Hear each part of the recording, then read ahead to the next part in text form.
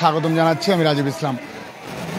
ভাঙচুর কিন্তু এখনো চলমান রয়েছে ধানমন্ডি 32-এর শেখ মুজিবের এই বাড়িতে, যে বাড়িতে গতকাল সন্ধ্যা 7:30টার কিছুক্ষণ পর থেকে কিন্তু এখানে কিন্তু ভাঙচুর চলমান রয়েছিল এবং সেই ভাঙচুর কিন্তু এখনো চলমান রয়েছে এবং উৎসুক জনতা কিন্তু ভিড় জমাচ্ছেন এই ধানমন্ডি 32-এ। আমরা কিছুক্ষণ আগে আপনাদের দেখাচ্ছিলাম আমাদের পিডিআর কাছ থেকে যে সুধা সদনের যে বাড়িটি, যেটি পলাতক শেখ হাসিনা যে বাড়িতে থাকতেন, সেই বাড়িতে কিন্তু কিছুক্ষণ আগে আপনাদের সরাসরি দেখাচ্ছিলাম এবং সেই বাড়িতে কিন্তু ভাঙচুর এবং পরবর্তী সময়ে অগ্নিসংযোগ এবং একই সাথে কিন্তু সেখানকার মালামাল লুটের যে ঘটনা, সেটি কিন্তু ছিন্নমূল মানুষরা কিন্তু নিয়ে যাচ্ছিলেন যে যার মতো করে। এবং একই সাথে এই মুহূর্তে যে জায়গাটা আমরা দাঁড়িয়ে আছি, যে ধানমন্ডি 32, যেই ধানমন্ডি 32 শেখ মুজিব থাকতেন, যে ধানমন্ডি 32-এ পরিবেশ, সেই ধানমন্ডি 32-এ কিন্তু এখনও কিন্তু চলমান রয়েছে এখানকার ভাঙচুর এবং একই সাথে উৎসুক জনতা কিন্তু ভিড় জমাচ্ছেন। আপনাদের যদি একটু দেখানোর চেষ্টা করি যে এখানে কিন্তু যে অগ্নিসংযোগের ঘটনা, ধোঁয়া দেখছেন যে অগ্নিসংযোগ, সেটা কিন্তু এখনো কিন্তু চলমান রয়েছে।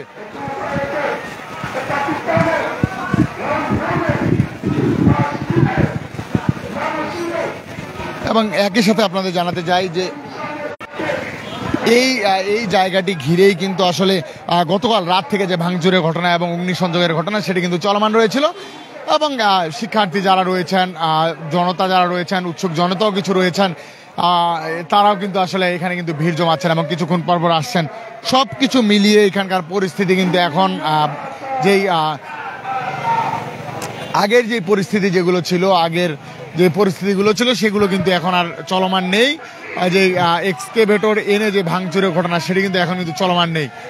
এখন কিন্তু এই মুহূর্তে কিন্তু এখানে কিন্তু চলমান রয়েছে শুধুমাত্র এরকম কিছু রড নিয়ে যাওয়া বা ছিন্নমূল মানুষ যারা রয়েছেন তারা কিছু জিনিসপত্র নিয়ে যাচ্ছেন, যারা যেরকম রড বা টিন এরকম কিছু জিনিসপত্র, আসলে ওরকম দামি কোনো জিনিসপত্র না থাকলেও ছিন্নমূল মানুষরা যারা রয়েছেন তারা কিন্তু এখান থেকে কিন্তু নিয়ে যাচ্ছেন রড বা কিছু টিন, এই টাইপ জিনিসপত্র কিন্তু তারা কিন্তু নিয়ে যাচ্ছেন।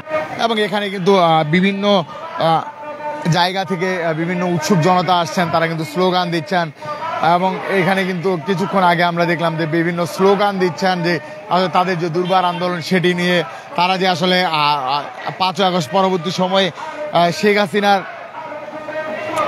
যে পালানোর 5ই আগস্ট পরবর্তী সময়ে যে আসলে আবার নিষিদ্ধ ঘোষিত সংগঠন ছাত্রলীগের অফিসিয়াল ফেসবুক পেজ থেকে যে ঘোষণা দেওয়া হয়েছিল, সেখান থেকে জানানো হয়েছিল যে ভাষণ দিবেন গতকাল, সেটির প্রেক্ষিতে কিন্তু বাংলাদেশের ছাত্র সমাজ তারা কিন্তু ফুঁসে ওঠে এবং পরবর্তী সময় কিন্তু এই যে ধানমন্ডি 32 এলাকা এবং সুধা সদন যেই রয়েছে, সেই সুধা সদনে কিন্তু গতকাল থেকে কিন্তু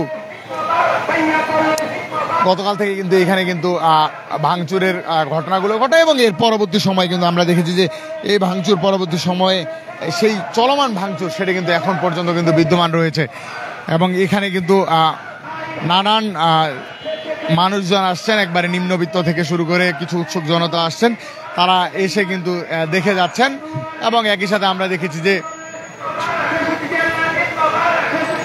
যারা ছিন্নমূল মানুষ তারা কিন্তু সুধা সদন এবং ধানমন্ডি 32-এ কিন্তু তারা কিন্তু রড বা যে ছোটোখাটো আসবাবপত্র রয়েছে যেগুলো আসলে ব্যবহার উপযোগী না, সেগুলো তারা কাঠ হিসেবে ব্যবহার করবে, এমন কিন্তু তারা বলছেন।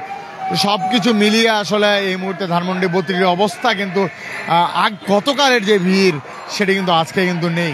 আজকে কিন্তু মোটামুটি কিন্তু এই সুধা সদনের বা ধানমন্ডি 32-এর দুটোই পরিস্থিতি কিন্তু মোটামুটি আজকে কিন্তু গতকালের মতো ভিড় নেই বললে চলে।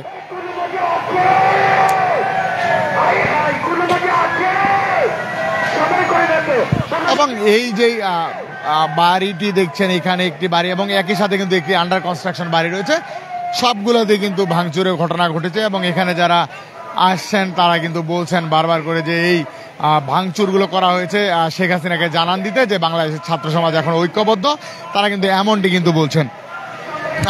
আপনার সাথে আমরা আসলে চেষ্টা করছি কয়েকজনের সাথে একটু কথা বলার এবং আপনাদের জানানোর জন্য।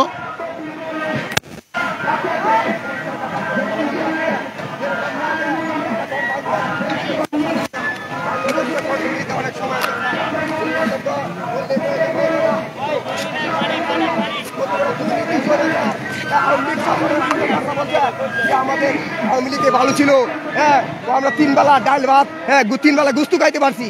এর স্বৈরাচারের শাসনটা এখন তো 20 টাকা কেজি আলু, আগে 70 টাকা 80 টাকা কেজি আলু খাইছ, এখন 20 টাকা কেজি আলু।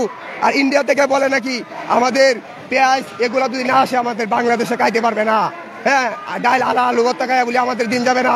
এখন আলহামদুলিল্লাহ এখন আমাদের 20 টাকা কেজি আলু আমাদের বাংলাদেশের যেগুলা জিনিস হয় আমাদের অন্য দেশে যদি না যায়, আমরা 10 টাকা 15 টাকা কেজি আলু স্বৈরাচার শাসন আমলে, ঠিক আছে। কারণ 10 টাকা তেলের দাম আমাদের যখন ছিল স্বৈরাচার শাসনের আগে মাত্র 30 টাকা 35 টাকা 40 টাকা দিই। যেমনটি শুনছিলেন আসলে একজন কিন্তু ক্ষোভ ঝাড়ছিলেন, তার পক্ষ থেকে তিনি কিন্তু ক্ষোভ ঝাড়ছিলেন এবং তিনি কিন্তু কথা বলছিলেন। সবকিছু মিলিয়ে কিন্তু এখানকার পরিস্থিতি যেমনটি এই মুহূর্তে, এখানে কিন্তু এক একজন এক এক ধরনের স্লোগান দিচ্ছেন। তো এই মুহূর্তে আসলে বলাই যায় যে ধ্বংসস্তূপে পরিণত হয়েছে ধানমন্ডি 32 নম্বরের শেখ মুজিবের এই বাড়ি, যেই বাড়িতে শেখ মুজিব তার পরিবার সহ থাকতেন। এবং একই সাথে আপনারা জানেন যে এই বাড়িটির ধ্বংসাবশেষ কিন্তু এখন জরাজীর্ণ হয়ে পড়ে আসছে, যেমনটি আপনাদের আমরা দেখাচ্ছিলাম। তো সবকিছু মিলিয়ে আসলে এই ছিল ধানমন্ডি 32 থেকে আমাদের কাছে সর্বশেষ। পরবর্তী আপডেটগুলো আবার আমরা আপনাদের জানিয়ে দিব বিডি আর্কাইভের মাধ্যমে। পরবর্তী আপডেটগুলো পেতে সঙ্গে থাকুন বিডি আর্কাইভে।